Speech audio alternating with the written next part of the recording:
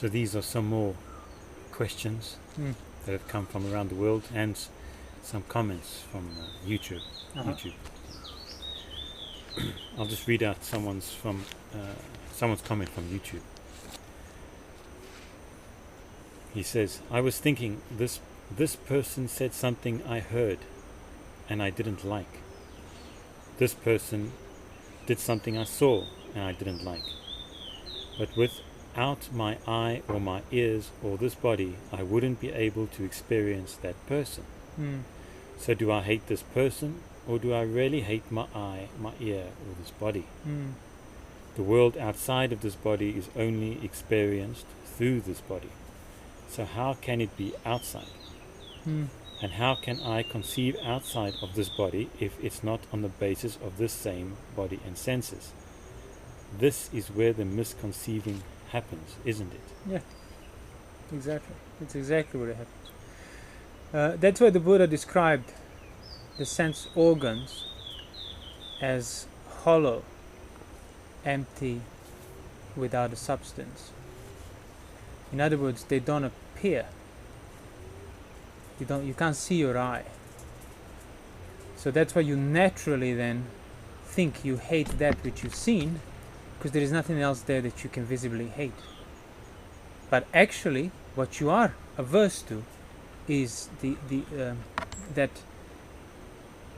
negative sense base that's hollow, empty. If a man, as Buddha said, if a man were to look closely, they will find no substance to it. It's just devoid of so it's this basically a negative space of you. That's what your eye is. That which doesn't appear where your sights are there, but it's the reason for your sights. So that's why it takes knowledge. First, take sense restraint to stop acting towards what you see, hear, smell, taste, touch. Stop fortifying the wrong notion that that's what you are averse to. And then you discover that natural aversion, natural patiga towards these senses, because they were always the untamed animals, not the objects they were seeking. But even then you will not see the eye as an object. Oh, now I recognize you. But you get to know that through withdrawal from the sense objects that I used to chase with likes or dislikes, what I'm left with now is that pure aversion to the fact that there is seeing there that undermines me, that I'm subjected to. The Buddha said himself, like, sight, sound, smell, taste, touches, agreeable and disagreeable, they're besetting, they're attacking your senses. That's what sights do, so to speak. So you realize that it's your own senses that's where the problem is.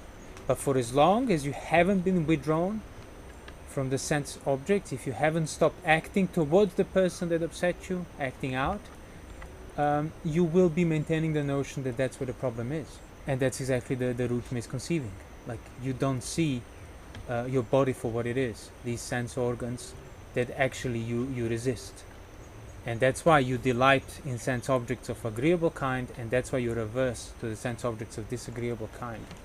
Because fundamentally, you don't want to have to deal, you don't want to face that voidness of those sense organs, the lack of substance, because it reveals like non-ownership. If you were to see the eye truly for what it is, as a sense base because of which there are sights, you realize it's inaccessible to you. Any sense of control you had, preferences for pleasing, avoiding displeasing sights, all that was completely circumstantial on the basis you are fully trapped within it. And exactly, there is no outside of it. What you see is your eye seeing. So you develop this notion, the knowledge of the world outside, because of which you feel like you freed yourself from these pressure of these five senses, five sense organs, the body. But that's the wrong notion. And for as long as you maintain that wrong notion, you're never going to take on that pressure correctly, and you will not be able to free yourself from it.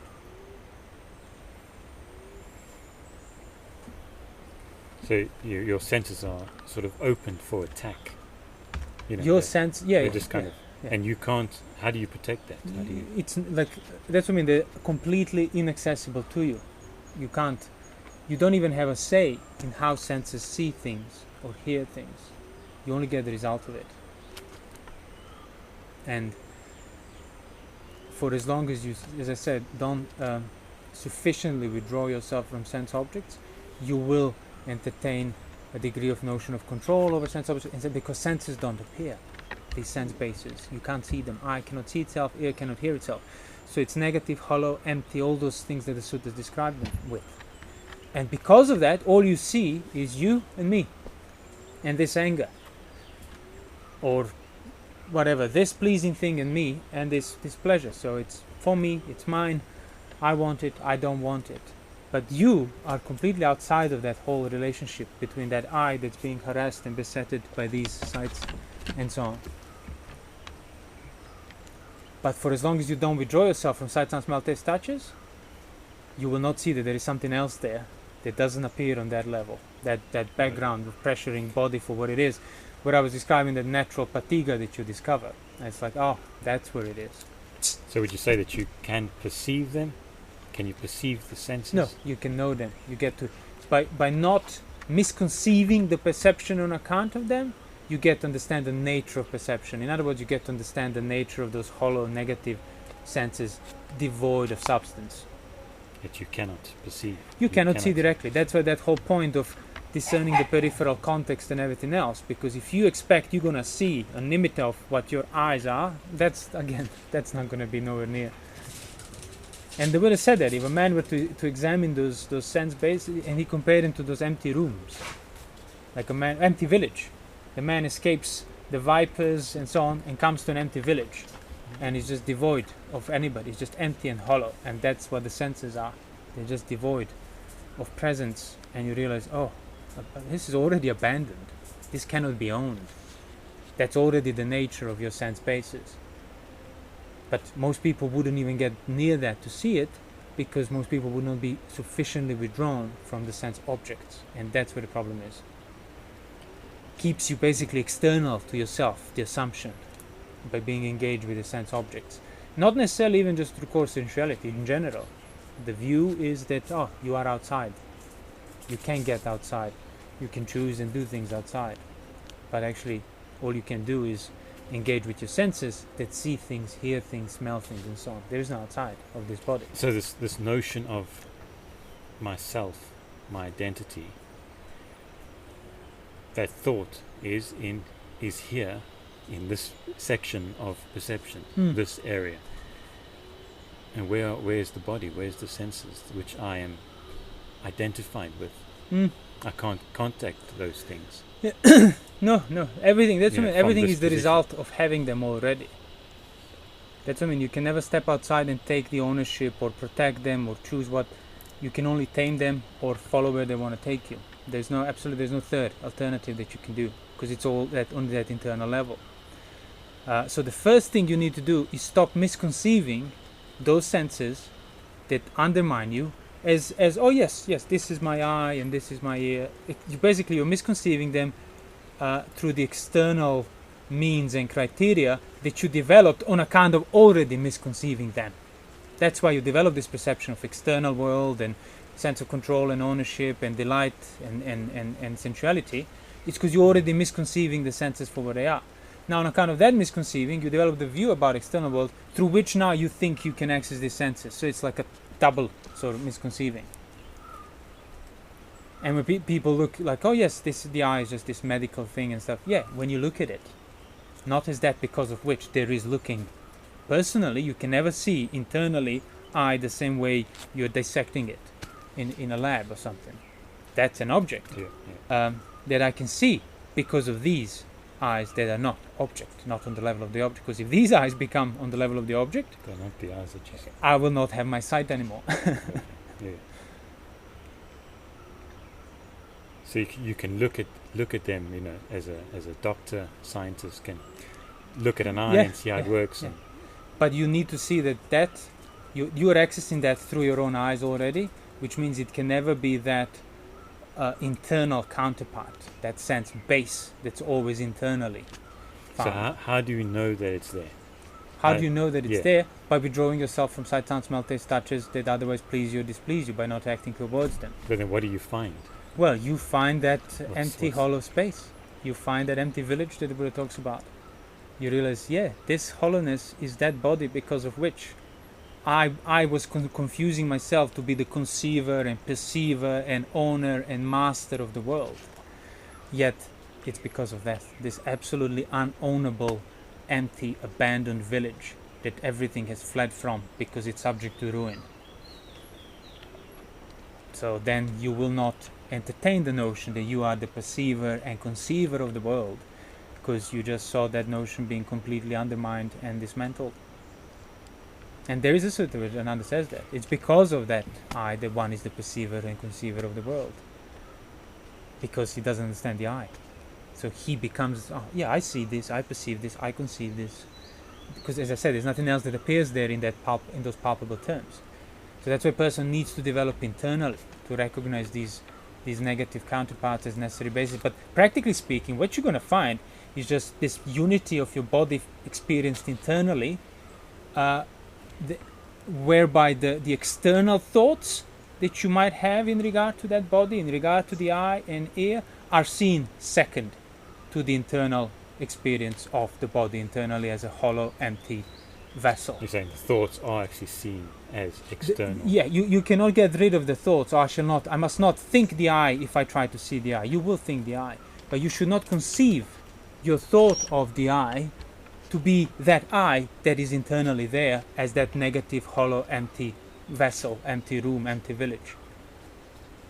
So training in regard to that internal negative space, for the lack of better word, will then unpervert the order of your thoughts in regard to the I and that which the I base actually is. It will remove the base for conceiving. Then yes, you will have the thoughts about the eyes. They were never the problem. But they will not carry the assumption that yes, those thoughts which are basically external and about external things are my eyes. No, eyes are that internal, hollow, unownable, subject to ruin village that everybody has fled from. That's your body. Those are your senses. So if you're able to see that way, the conceivings will fade away. You will not have to then make the effort to stop conceiving or misconceiving, because you realize, oh no, this is subject to flooding and attacks and stuff. I better not be there. And that's how you free yourself from it. You can't free yourself from it by pulling your eyes out. You can free yourself by completely removing any misconceived notion of ownership in regard to the sights and the eyes and both and everything else in between that used to exist, being stuff you felt on account of sight, sound, smell, taste, touches, act, things you did, choices you made, intentions, thoughts you had. All of that's on the result of that basis. So we had another question about memories. Where are memories stored? Where's the memory of yesterday and the day before? Where is that? Well, at the same place where the thoughts and images of that question come from. So, where the memory is stored, where are these designations that I'm using to ask you a question? Where is that stored? Yeah. And then you realize it's kind of an invalid question, because it assumes an external point of view that can see the storage of my basically consciousness and thoughts and everything else, and you cannot conceive that. Well, you can misconceive that, as I said. Well, you can. Assuming the outside of yourself is only basically can only be a form of misconceiving. So the notion of external storage or whatever else, it's very much on the basis of your internal that comes first, and that's the point. So you can have those thoughts. So I must stop thinking this, but you must stop misconceiving the order. You must stop putting the thought of external first, the thought in regard to the external sense object first, the meditation techniques about sense objects and nimittas and visions, stop putting that first, and start discerning that negative, basically empty, abandoned sense organ body as internal as that basis. That is what you're bound with. There is no outside of it. All the external perceptions and notions and designations and thoughts and questions you might have is within that internal body you are bound with. But then, so the point is not to really figure out, get information or try and get hold of the eye, get hold of the ears, and really understand how they work. But people would still hold the view that they can, and it's about that. but that's why it will never. You're only gonna basically get frustrated, and you will not find the answer because it's based on the wrong premise. So you know what I mean, like there is the mind, there is mind objects, and there's mind consciousness, and then the coming together of the three contexts. So how does it come together, and why does it come together, and where's the mind, where's the objects exactly situated, where's the consciousness? But you can't. To try and figure that out, you can come up with some fancy ideas, but that's not the point. That description seems to me to be enough.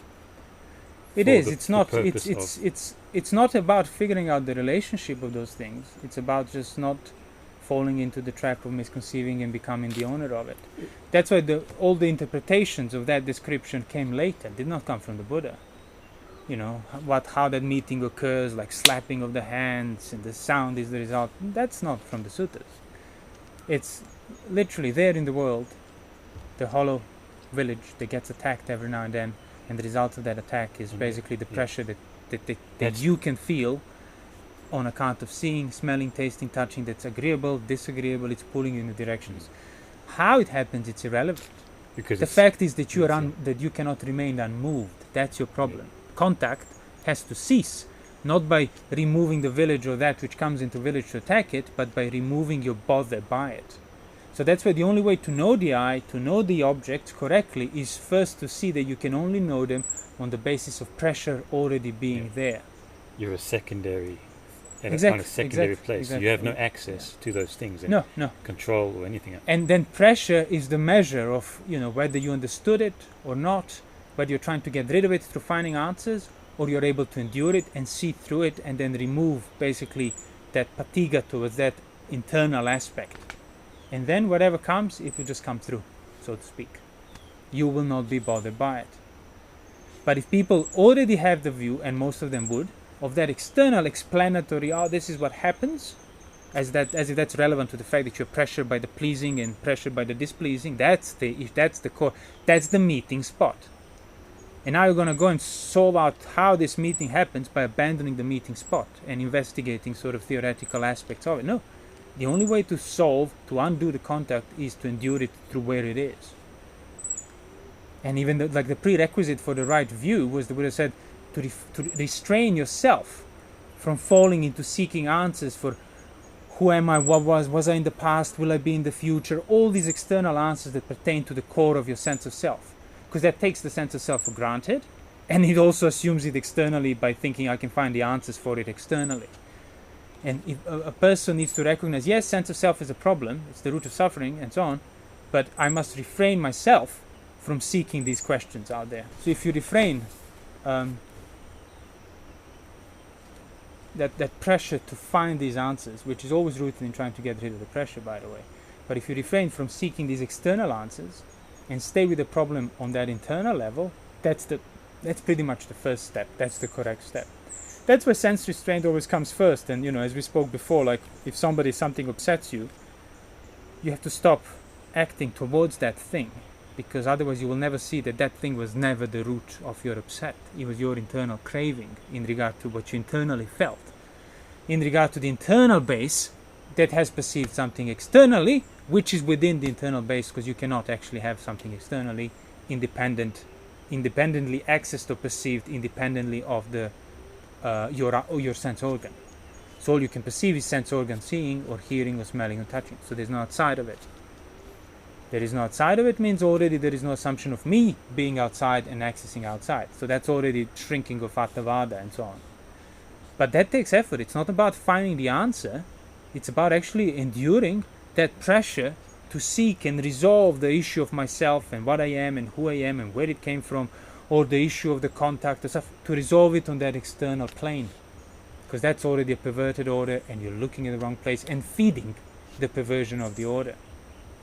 So if you become then mindful of the body in this way, where you internally you understand you don't have access to the body. So you can become mindful of the body internally by not falling into a trap of putting the thoughts of your body as that which your body is.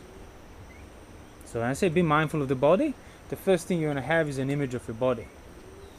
And that's fine. But through that image of the body, there is the internal physicality of that body being there. That's the base of mindfulness, seeing body within the body. But the problem is that people expect some magical result out of it, and then they fail to look at that, fail to see that the actual problem is it's just that. It's just what you put first, nothing else there. Do you put that physicality of the body? See, even physicality of the body is a form of thought. And that can become form of misconceiving then. That's the Mūlapariyāya Sutta. You misconceive the form, one way or the other. And that's where the practice is. You recognize the thought, you don't take it for granted as, oh, that's what my body is, because it is an external thought in regard to that physicality. Through the enduring of the thought, through the enduring of that contact, pressure, you develop yourself to that counterpart of physicality that is there, because of which you wouldn't, otherwise you wouldn't even have that thought there. So mindfulness of the body, fine. Even have a thought of your posture or whatever. If you just sit down mindfully, you are already aware that you're seated. That's already an image in your mind, and that's fine. Through that image now, discern the more actual physicality of the seated body. Without, again, perverting the order by allowing new thoughts to just take you into assumption that, oh yeah, see, that's what's happening because of which this body is here. No, this body is here because this body is here. Every thought you have in regard to it is within it, not other way around. And that was also the problem with sensation watching in meditation. Sensation is ultimately an external point of view that you keep applying to your body with the assumption that that's what's internally felt. But it's not. That's touch. The touch. It's a sense of touch, sure. So it's no problem I feel sensation in my back or something. But it's an external. I'm being touched there, basically. Even if it's inside of the body, that's not the ajata, internal aspect, which is on the level of the organ, body as an organ that can be touched. And that cannot be measured by sensations. That is a negative, hollow, empty village. So if people have a view that sensations measure the presence of the body and the mindfulness of the body, they're basically using sense objects to measure the presence of their organ, which is impossible, which is already a form of misconceiving. Because that's exactly why people don't see their organs, because they put the sense objects first. And that's why no one's mindful of the body then. No, well, because then when you look for the body, you expect to find it on the level of sense objects, because that's what your view tells you it is there. And then you might be refining your sense objects, refining the perceptions of touch into these subtle sensations. That's still external. They will always remain external. And it's not a problem to have those things. The problem is that you put that first, and the actual physicality of the body that is the container of the most refined sensations you might have, is actually first, and you don't see it as first. Well, you probably don't even see it at all. If you see it as second. You experience it as second. But then, what you would think that internal body is then, if you haven't experienced it, you only think of it as a perception of something. It will have to, which means if I experience it, means I perceive it on some level. Yes. But it's not a perception. So. But see, saying I can't perceive it is another perception. Mm-hmm. So you cannot not perceive it either. That's why the whole point of Mūlapariyāya Sutta is not to not have thoughts in regard to the body, it's just to not misconceive the body on account of those thoughts. In other words, all you can do is withdraw yourself from the perverting the order through your thoughts, and what you're left with is the physicality of the body seen correctly, unperverted order, and body for what it is, body there. And that's the body witnessing that the Buddha would describe as a part of meditation. Mm-hmm. If you do this practice, you can't expect something. You can't have an idea of. Well, you might be expecting something, but don't put that first. Yeah, leave it second on account of the physicality there, enduring internally, that is hollow, empty, unownable, subject to peril.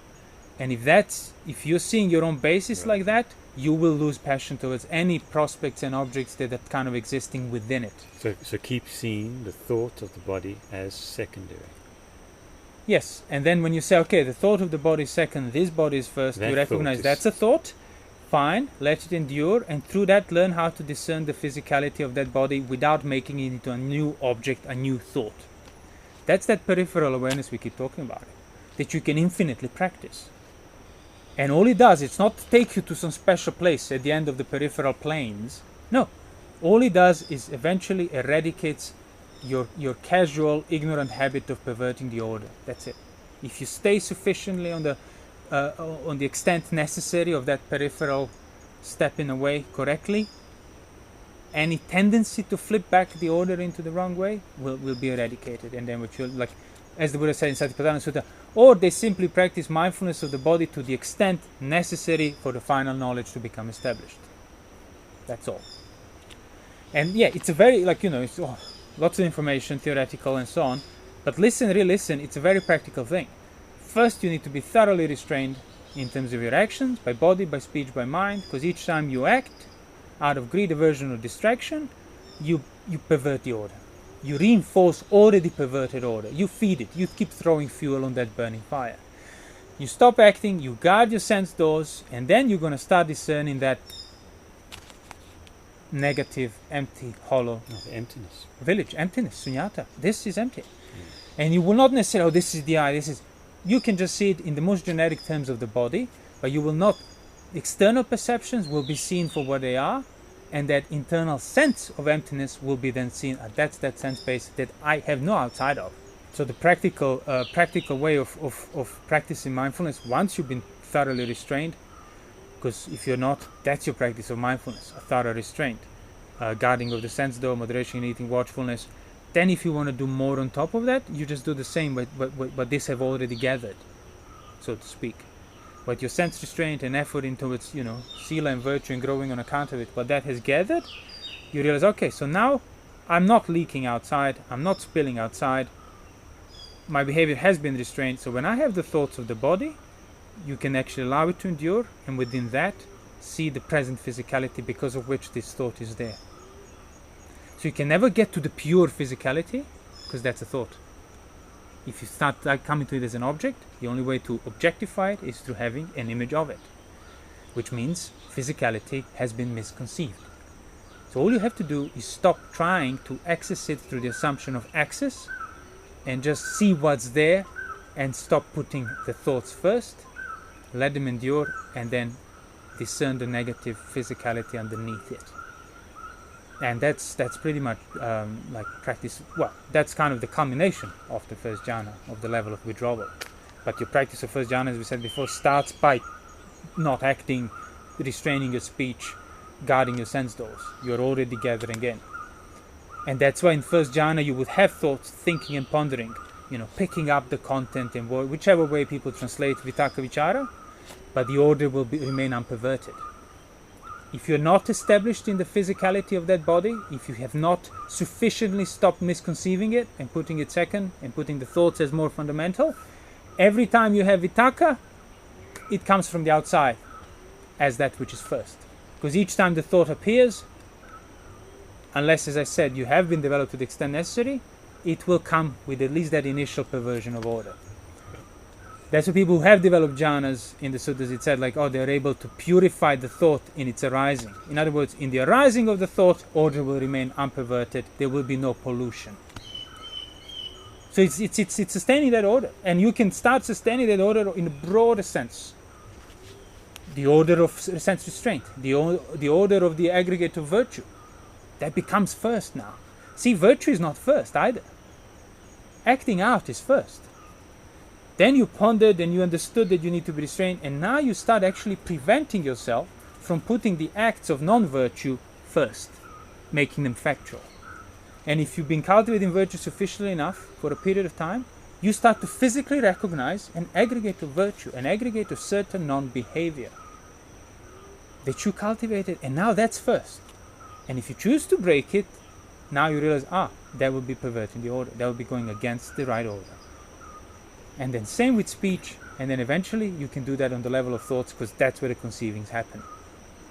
That's where you pervert the fundamental order and put the thought, the image of your body first, not the physicality of the body.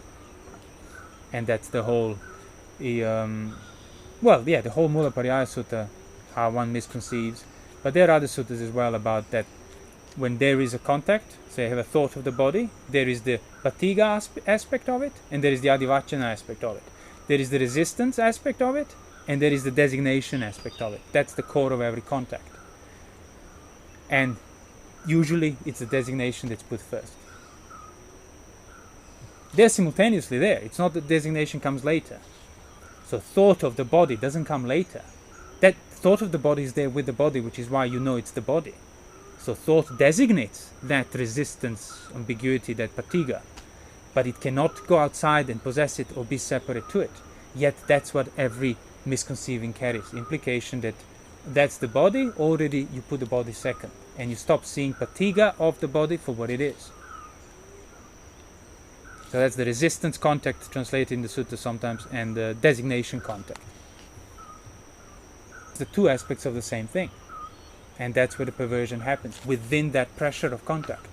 So that's what I mean. You have to stop acting, you have to be able to endure the pressure of the contact, pleasant or unpleasant, and then within that see the physicality of it, simultaneously present with the thought of the physicality of it. And don't pervert that order. Allow it to endure and keep sustaining it and protecting it. And then you can think freely, without any misconceivings, without any underlying tendency finding way back, and that's basically thinking and pondering of the first jhana. And when the body is there, unified, how the suttas will say, the pleasure of that unification is there, that whole thing, because you're fully withdrawn, and no amount of thinking can pervert the order, and there is a sense of safety on account of it, the profound sense of safety. Because the threat was not that there was a village of empty kind that being harassed and attacked. The threat was that you didn't know how to leave it. The threat was that you were there, and now you were not there anymore. You removed the ownership. This right order that you're speaking about, now, right order, that's the right view. The right. Yes. That's the right view. That's yeah. And without a right view of what the right order is, you will not even know what the right order is to look for. Yeah, but you can. So someone can get an idea of that. Yeah. Follow that idea, and you will get the right view. Or remember that idea. Remember that idea. Sati, that idea. Sati. Have an accurate memory of that idea. Keep on remembering it. Yeah. Keep on remembering it. But obviously that idea will not have anything to pertain to and be recognized as factual unless your behavior has provided sufficient basis for it. So your behavior needs to be purified beforehand. It just remains theoretical. It remains theoretical and pondering, but you will not see it for yourself because there is no matching physicality of it, of the right order. Everything you live on a day-to-day basis is through the perverted order. So you can have all the thoughts you want about the right order, unless your basic physical behavior starts to emulate the right order, there is no basis for any of that to take root. You cannot practice the right order while you allow yourself to keep engaging in the wrong order by that which is even more fundamental than your thought, action by body and by speech. So it's just not negotiable. But you realize actually it's good news, as I said before. Then all you have to do is keep body restrained, keep your speech restrained, and you're practicing. You're practicing the jhana, you're practicing the right order, you're practicing towards the right view. And then your thoughts will have much more fertile basis. Even fleeting little thoughts, if they were correct, are going to be recognized instantly, because the basis is there. So that's even when we said, oh, just think about Buddha, Dhamma, Sangha, recollection of virtue, you get samadhi as a result of it. Because, yeah, the body behavior, by body and by speech, has been purified, and that aggregate still persists. Now just tweak your thinking a little bit, focus on certain themes, and pleasant abiding here and now. That's what it also means, by the way, in the suttas when Buddha said mindfulness should remain always basically established upon the body and never abandon the body in terms of your sati and recollection. As if somebody is going with a sword behind you and you're carrying that pot full of water and everything is trying to distract you. It's not about focusing on the sensations, and it's about maintaining the right order, never slipping from it. So establish the right order of the body to that extent necessary, and don't allow it to be perverted, even if there are dances around you and everything else, because your head will be chopped off if you pervert the order, if you lose the mindfulness of the body, if you lose the correct recollectedness of the body, the correct memory, the memory that doesn't pervert the order. Yeah, memory of the right order. Memory of the right order, yeah. So this is a short sutta, and it seems to be in connection with what we're talking about. I think you've probably already answered this, but maybe you can say something more. It starts, because when what exists, by assuming what, by adhering to what, does the thought occur, I am superior, I am equal, or I am inferior. So the Buddha says, when there is the I, bhikkhus, by assuming the I, by adhering to that assumption of the I, the thought occurs, I am superior, I am equal, I am inferior, and so on with the ear, nose, tongue, body, and mind. So by assuming what in terms of the senses does one start to get this By assuming the wrong order. sense of Yeah. That's what I mean. By assuming the externals first, you don't even see the internal. You don't see the I. You don't see. So you are the perceiver, the conceiver, which means you are now comparable there. So I am better. I am worse. I am equal. But the point is, no, you are secondary. And if you see yourself as secondary, there is no more conceit of superiority or inferiority. No, you are out of the picture. Yeah. You don't exist for the I or for the objects. You're irrelevant. So you can't even be dejected on account of it, because dejection requires some recognition of you being sort of, Inferior. demoted or inferior. Yeah. And there is no room for any conceit, because conceit comes as a result of conceivings. but I'm not equal then. What is this? I'm You're equal. not even equal. Yeah. Because even equality, we are equals, requires me and you. But if both you and I are utterly, completely invisible to our own eye and sense object, irrelevant, non-existent, redundant, then it's like comparing two things that are redundant. You wouldn't say, oh, they're equal. No, they're just both equally redundant, maybe.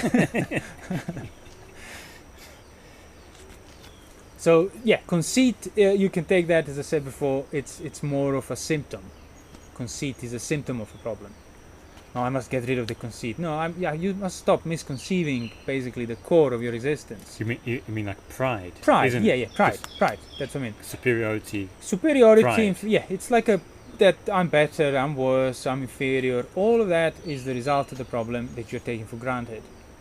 And so if you start, as I said, sense restraint, virtue, and then look for the correct practice of mindfulness of the body, that right order, your conceit will fade. Doesn't matter how you might come across to other people. The point is, internally, there is no that anatimani, what he says in the sutta, like free from any arrogance and so on. Right. It's not there, because that's the result of sustaining that wrong order and wrong conceiving, where you are the perceiver, the conceiver of the world, which inevitably then results in creating a certain value around that. So on, better, I can get even better, and so on. And there's I think this was from the Theragatha. Anyway, this is this Arahant, really. His name is Jenta. He's the priest, the high priest's son, it was called. Uh-huh. And this is his poem in the Theragatha. I was drunk with the pride of birth and wealth and authority. I wandered about intoxicated with my own gorgeous body. No one was my equal or my better, or so I thought. I was such an arrogant fool, stuck up, waving my own flag. I never paid homage to anyone, not even my mother or father, nor others esteemed as respectable. I was stiff with pride, lacking regard for others. When I saw the foremost leader, the most excellent of charioteers, shining like the sun, at the fore of the mendicant Sangha, I discarded conceit and vanity, and with a clear and confident heart I bowed down with the head to the most excellent of all beings. The conceit of superiority and the conceit of inferiority have been given up and eradicated. The conceit I am is cut off, and every kind of conceit is destroyed. Yeah, he became an arahant. Yeah, but by understanding the body. Well, exactly. By seeing that actually there's nothing to be conceited about or feel inferior on account of either. It is, as I said, your sense of self, your conceit is like, it's something your eye doesn't even know about. Yet here you are, all important or all unimportant, all afraid, but your own body is not aware of you. Look how wonderful I am on account of this thing that is not mine. Yeah. That has its own course, that I kind of know, but I ignore because I'm intoxicated with the pleasure that I get momentarily from it. That's why you develop these views as well. If the conceit and sensual pleasures were not pleasant, nobody would be conceited or vain. But you get pleasure on account of it. You take pleasure for granted. You put the pleasure first. You put the pleasure as the basis of your whole experience, and then you could be witnessing unpleasant things and not see the nature of it because you refuse to allow the order to change. You still put the pleasure first. You refuse to give it up. Your body can be deteriorating, breaking down, and you still remain attracted to bodily pleasures because you refuse to put them second. You refuse to see the body as first, because now it's too unpleasant as well to admit that. The longer you refuse to admit it, the harder it will be to do it later, because you're becoming more and more dependent on that wrong order. Practically speaking, the burden is getting heavier and it's crushing you more and more. And if you couldn't give it up so easily when it was relatively light, so don't wait till it's too late, in other words. Because the intoxication grows the more you engage with it, the more intoxicated you become. The harder it will be to sober up